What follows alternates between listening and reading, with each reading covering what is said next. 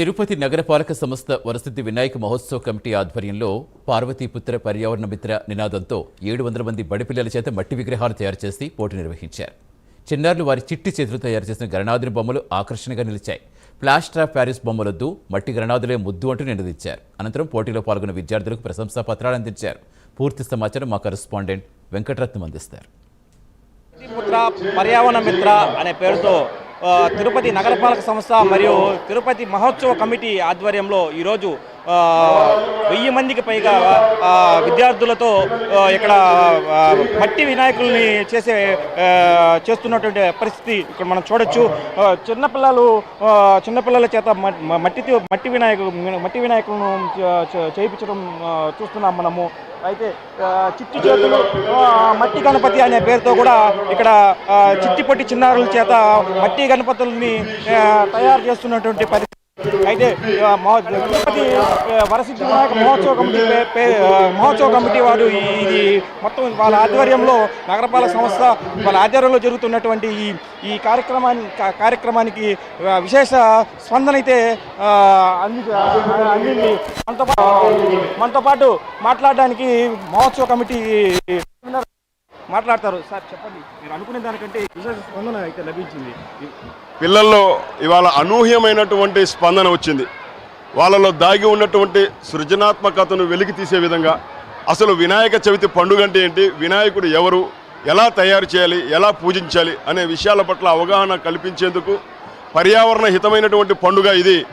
ప్రకృతి తన్మయంతో స్వామివారికి సమర్పించేటువంటి వస్తువులతోనే పూజ జరుగుతున్న విషయాన్ని అవగాహన కల్పించేందుకు ఇవాళ పార్వతీపుత్ర పర్యావరణ మిత్ర అనే పేరుతోటి చిట్టి చేతులతో మట్టి గణపతి తయారీ కార్యక్రమాన్ని ఇక్కడ మేము నిర్వహిస్తూ వస్తున్నాము. నగరంలో ఉన్న ప్రైవేటు ప్రభుత్వ పాఠశాలలో ఉన్నటువంటి సుమారు 1000 మంది పిల్లలు ఇక్కడికి రావడం, ఉదయం నుంచి కూడా చక్కగా శ్రద్ధగా స్వామివారిని రూపాన్ని తయారు చేయడమే కాకుండా ప్రాణాన్ని కూడా ప్రతిష్ఠించే విధంగా అంత చక్కగా తయారు చేస్తున్నారు.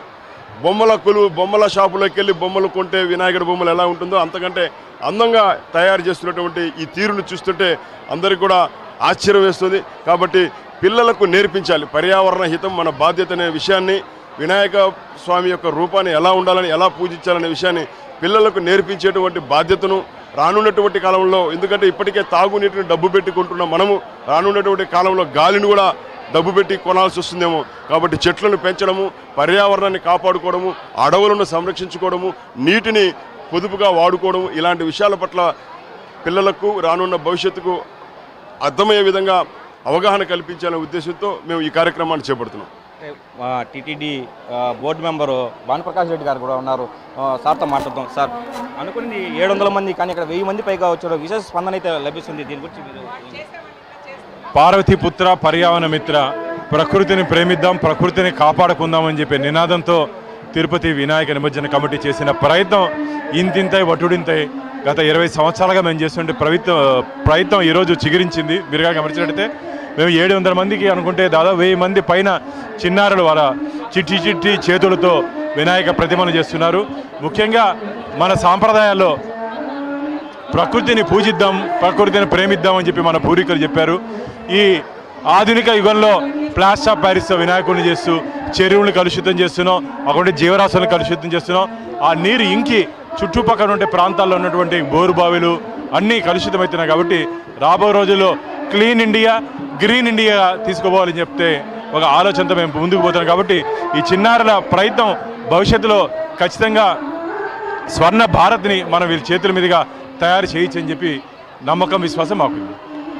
ఆయన బోర్డు మెంబర్ గారు చెప్తున్నటువంటిది పర్యావరణాన్ని రక్షించాలి, పర్యావరణాన్ని చేసి గ్రీన్ సిటీగా చేపట్టాలని చెప్పి చెప్తున్నారు. ఇక్కడ చూడొచ్చు మనం చిన్నపిల్లలు చాలా చక్కగా ఎంతో భక్తి శ్రద్ధలతో వినాయకుడిని ప్రతిమల్ని చేస్తున్నటువంటి పరిస్థితి ఇక్కడ చూడొచ్చు. అంత అందంగా చేస్తున్నటువంటి చిట్టిపొట్టి చిన్నారుల్ని చూడొచ్చు.